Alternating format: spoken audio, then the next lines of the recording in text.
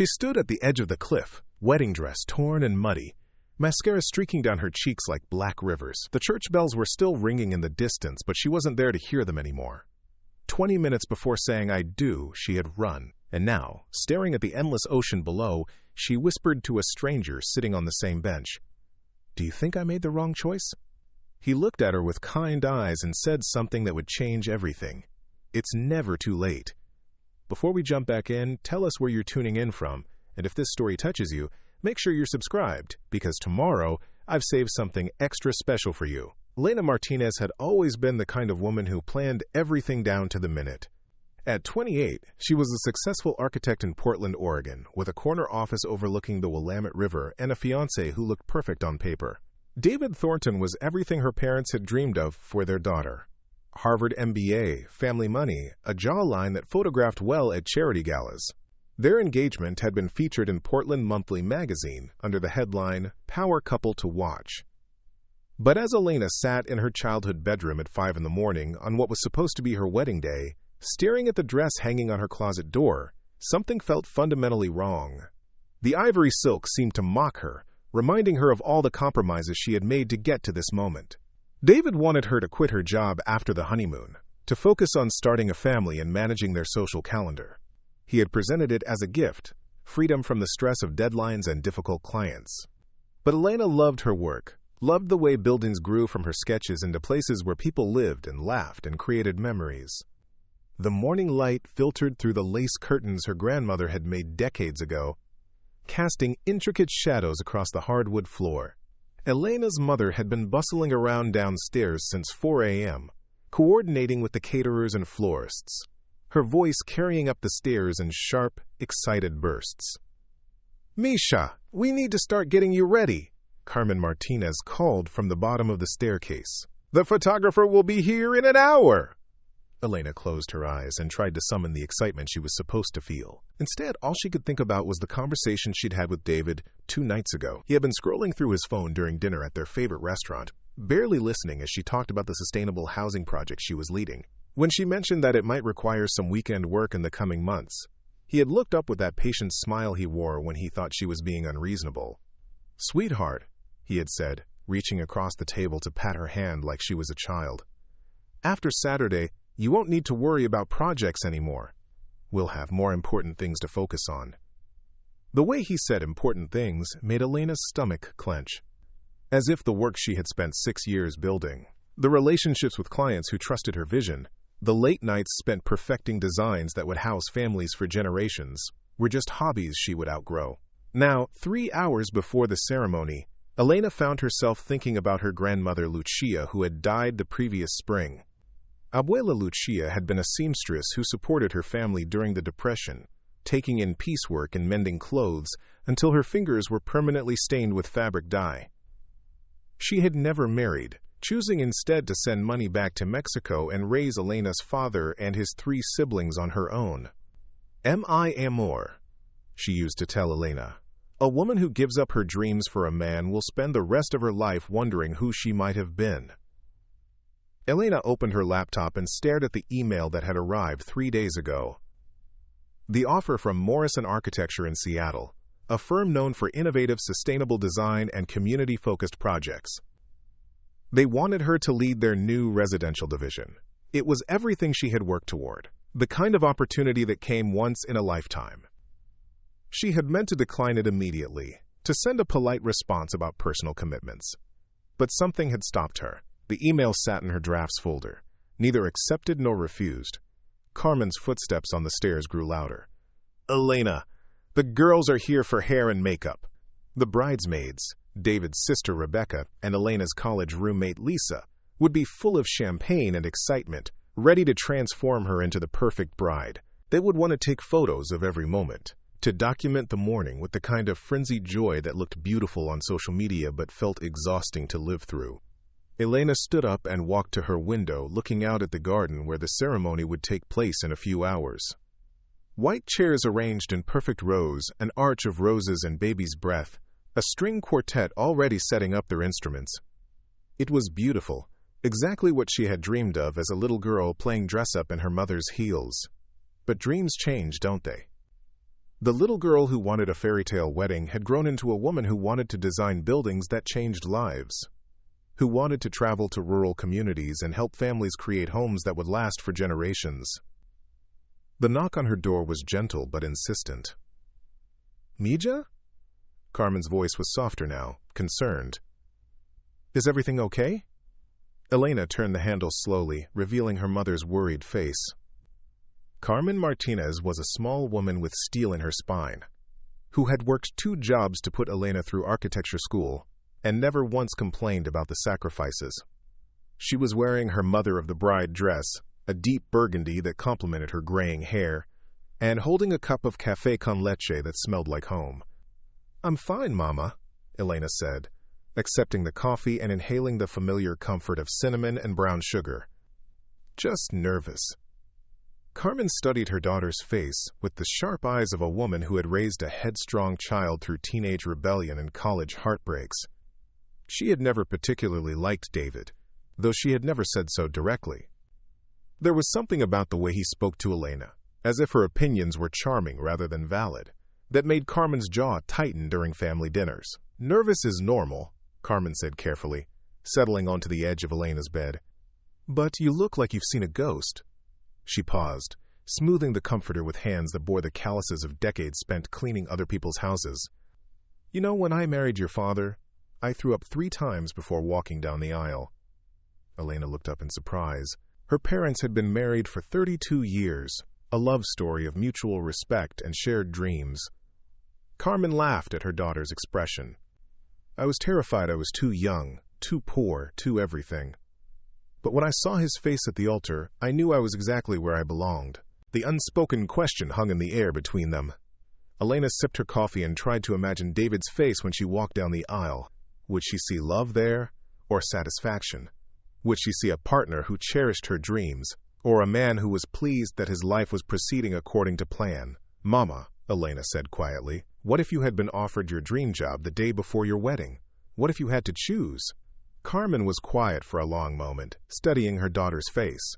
"I would have chosen your father," she said finally, "but only because he would have been the first person to pack my bags and drive me to the interview."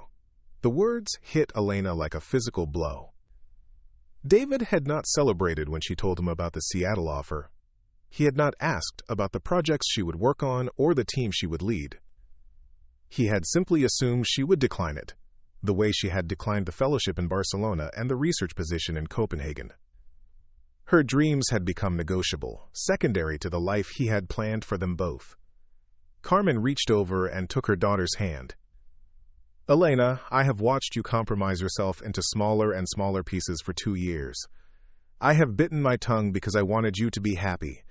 But happiness that requires you to become less than who you are is not happiness at all."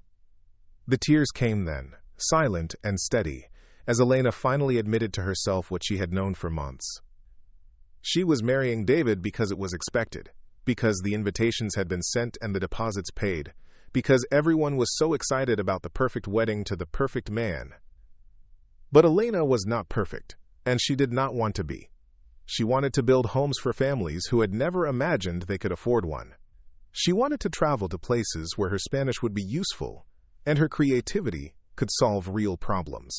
She wanted to wake up excited about the day ahead, not resigned to it. She wanted a partner who would celebrate her ambitions, not manage them. The knock on the door was sharper this time. Rebecca's voice carried the slight impatience of someone accustomed to being accommodated. "Elena? We really need to get started. The photographer is setting up downstairs." Elena looked at her mother, seeing understanding and something else in her eyes. Permission, maybe. Or encouragement. "Go," Carmen said quietly. "Go where your heart is telling you to go. The rest of us will figure it out." Preparing and narrating this story took us a lot of time, so if you are enjoying it, subscribe to our channel. It means a lot to us. Now, back to the story. Elena kissed her mother's cheek, tasting salt and years of unconditional love. Then she grabbed her purse and her car keys, leaving the wedding dress hanging like a ghost in the closet. She did not stop to explain to the bridesmaids or the photographer. She did not call David or her father or anyone else who would try to talk her out of what she already knew she had to do. She simply walked down the back stairs, through the kitchen where caterers were arranging flowers on silver trays, and out the door to her car. The Pacific Coast Highway stretched ahead of her like a promise, gray asphalt disappearing into morning fog. Elena had driven this route countless times, but never like this, never with her entire life balanced on the edge of a decision. She pulled into the scenic overlook about 20 miles north of town, a cliffside park where she used to come as a teenager when she needed to think. The ocean spread out below her, infinite and indifferent, waves crashing against the rocks with the same rhythm they had maintained for millions of years. There was only one other person at the overlook, an older man sitting on the wooden bench that faced the water. He was maybe 60, with silver hair and worn jeans, reading a paperback book that looked like it had been through several beach vacations. Elena parked her car and walked to the edge of the cliff, her wedding shoes slipping slightly on the gravel path. The wind whipped her hair around her face and made her eyes water, or maybe those were tears of relief. The man on the bench looked up as she approached, taking in her elaborate makeup and the white dress she had changed into at the last minute, a simple sundress that felt more like herself than the designer gown upstairs. "Beautiful morning for a wedding," he said gently, his voice carrying the hint of an accent she could not place. "Or for running away from one." Elena laughed despite herself, a sound that was half hysteria and half liberation. "Is it that obvious?" "The mascara and the panic breathing were pretty good clues," he said, closing his book and making room on the bench.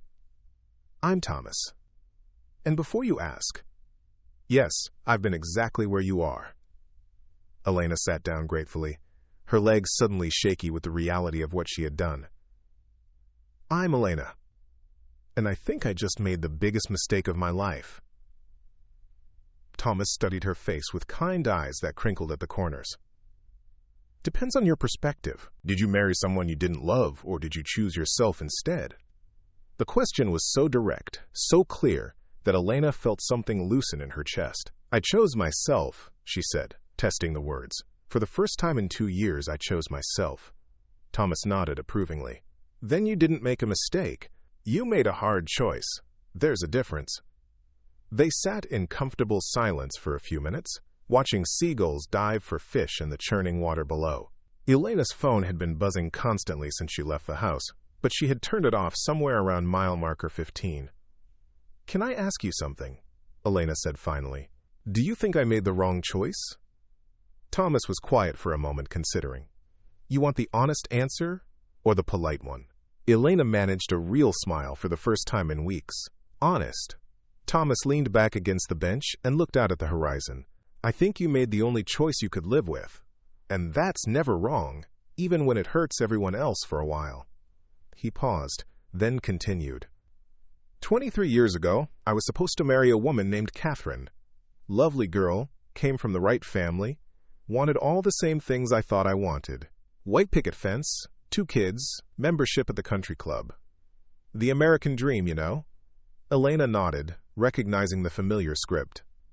The morning of our wedding, I was getting dressed in my hotel room when I looked in the mirror and realized I didn't recognize myself. I had become this person I thought I was supposed to be, but it wasn't me. It was just a costume I had gotten too comfortable wearing.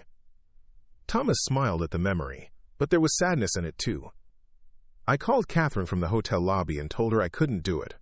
Worst conversation of my life. She cried, her father threatened to sue me, my own parents didn't speak to me for 6 months. I lost friends, job opportunities, my whole social circle.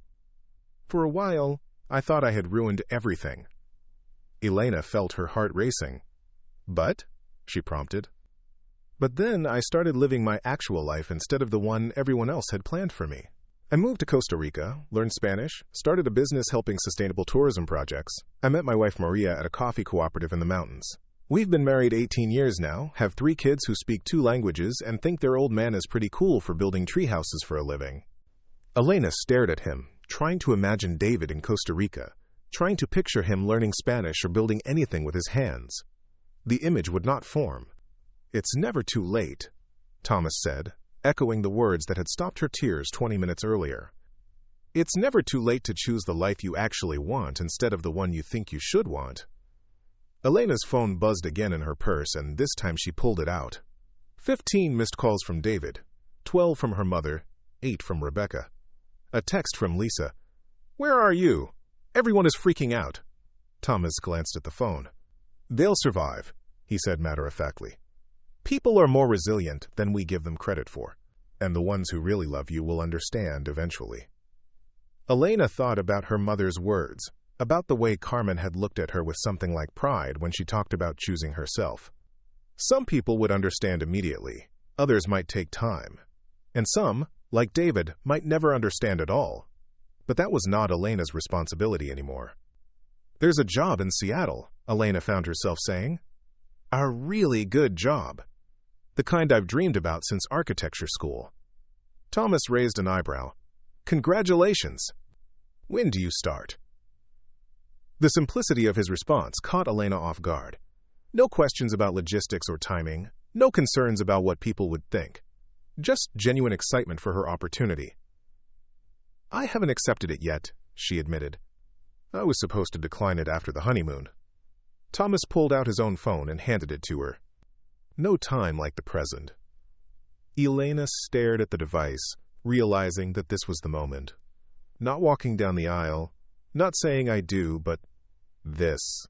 Sitting on a cliff overlooking the Pacific Ocean with a stranger who understood exactly what it meant to choose yourself, finally ready to say yes to the life she actually wanted. She dialed the number from memory, her fingers surprisingly steady. The phone rang twice before a familiar voice answered. "Morrison Architecture. This is Jennifer." Elena took a deep breath, tasting salt air and possibility. "Hi, Jennifer. This is Elena Martinez. About that position we discussed? I'd like to accept, if it's still available." The pause on the other end of the line felt like an eternity. "Elena, of course it's still available. We were hoping you'd call. When can you start?" Elena looked at Thomas, who was grinning like he had just watched someone win the lottery. "How about Monday?" she said, surprising herself with her certainty. "I can be in Seattle by Sunday night." After she hung up, Elena and Thomas sat in silence for a few minutes, watching the fog slowly lift from the water. The sun was getting higher now, warming the air and turning the ocean from gray to blue. Somewhere behind them, Elena knew, 300 guests were probably wondering where the bride had gone. Flowers were wilting in their arrangements, musicians were playing to empty chairs. "Any regrets?" Thomas asked. Elena considered the question seriously. She thought about David, who would be hurt and embarrassed and probably genuinely confused about why she had run. She thought about her father, who had spent months planning his speech and would now have to explain to his co-workers why there was no wedding. She thought about the deposits they would lose, the gifts they would have to return, the awkward conversations that would follow for months. But then she thought about Monday morning in Seattle, walking into an office where people would value her ideas and challenge her creativity. She thought about projects that would matter, about communities she could help, about waking up excited instead of resigned. She thought about the possibility of finding someone who would want to build a life with her, not in spite of her ambitions, but because of them. "No regrets," she said firmly. "Just excitement." Thomas stood up and brushed the dust off his jeans.